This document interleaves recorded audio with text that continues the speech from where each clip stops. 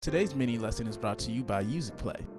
In this video, we'll be using the chorus of You Are Great by Juanita Bynum. So before we jump into different ideas and concepts, let's just quickly go over the chords we'll be using as our foundation.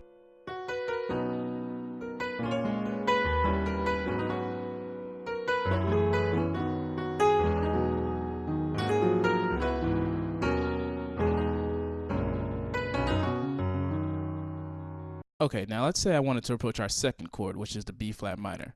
Now the most common and traditional way to approach a B flat is through its fifth, which is F. So after I decide on the letter name of the passing chord, which in this case is F, the next step is figuring out the harmonic qualities of that chord, whether it's going to be an F major 7 or an F minor 7 or an F minor 7 flat 5 or an F dominant. It's also very important to be aware of the different effects and functions the harmony will have on the listener's ear. For example, if I play a passing chord that's very out of the key, it will stand out more than if I play a passing chord that's more diatonic and in the key or tonal center. So I want to stay as diatonic as possible to our tonal center, which is B major. And so the F chord that will get me closest to that is F minor 7 flat 5. In the F minor 7 flat 5, all the notes are in the key of B major except the F.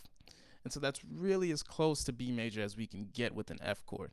So we'll use the F minor 7 flat 5 as a passing chord to get to B flat minor 7.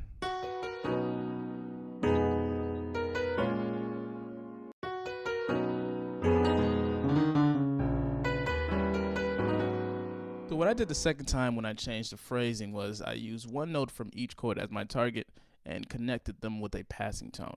The target notes were the E flat from our F minor 7 flat 5 and the D flat from our B flat minor 7, and the passing tone was D. What's also cool about this is that when we resolve to the D flat, that's also where the melody of the song is. So check it out in context with where the melody lands.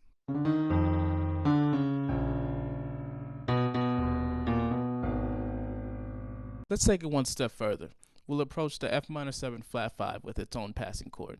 The most common way to approach an F is with its fifth, which is C. So just like before, I have to decide on the harmonic quality of that C chord, while also being aware of the effects and functions it may have on the listener's ear. We'll stay diatonic with this one. We'll use a C7 sharp 9 flat 13. Notice all of the notes are in the key of B major except for C. We'll also use a rootless voicing for this chord.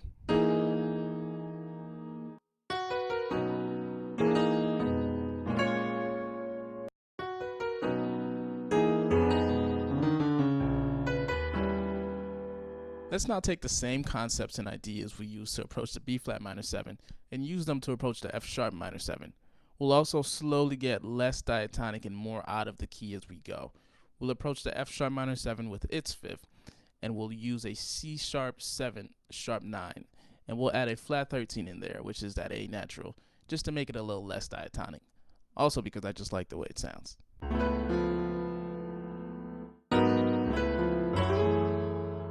Now let's use the same concepts to approach the A flat minor 9. We'll use its fifth, which is E flat. Keep in mind we're still slowly getting less diatonic, so we'll use an E flat minor 11. That natural 9, which is F natural, kind of gives it that subtle out feel. We'll take it one step further and approach the E flat minor 11 with its fifth, which is B flat. We're still slowly getting less diatonic, so we'll alternate between a B flat minor 11 and a B flat 7 sus 4. We'll also use a few rootless variations of the B flat chord going to the E flat minor 11.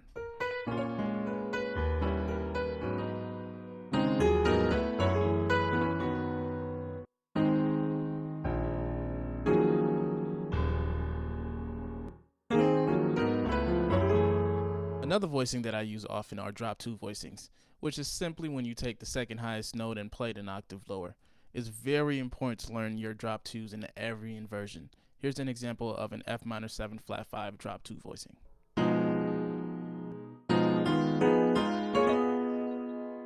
Something that I like to do is create a melody to lead me to my target chord and harmonize the melody with drop 2 voicings. Let's do an example using the same passing chords from earlier. We'll use B flat minor 7 as our target and use F minor 7 flat 5 to harmonize the melody.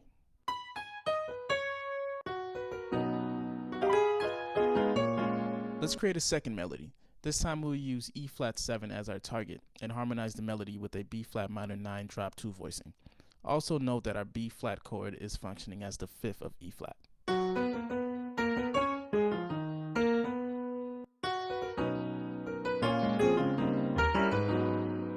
as I mentioned before, we're getting less diatonic and more out of the key as we go. So this last example is a mixture of everything we've covered thus far: passing chords, drop 2 voicings, rootless, and more. In our earlier example of concepts and ideas towards approaching the F minor 7, we left off at B flat minor 11, going to E flat minor 11, going to A flat minor 9, going to C sharp 7, sharp 9 flat 13, and then going to our F sharp minor 7. In this example, we'll approach the B flat harmony with its fifth, which is F, and we'll approach the F with its fifth, which is C. So we'll go C triad, then we'll go F minor 9, drop 2, then we'll go B flat 7, flat 9, drop 2, and then we'll go E flat minor 7, and then we'll go E flat minor 11, rootless, then we'll go A flat minor 9, and then C sharp 7, sharp 9, flat 13, and finally our F sharp minor 9.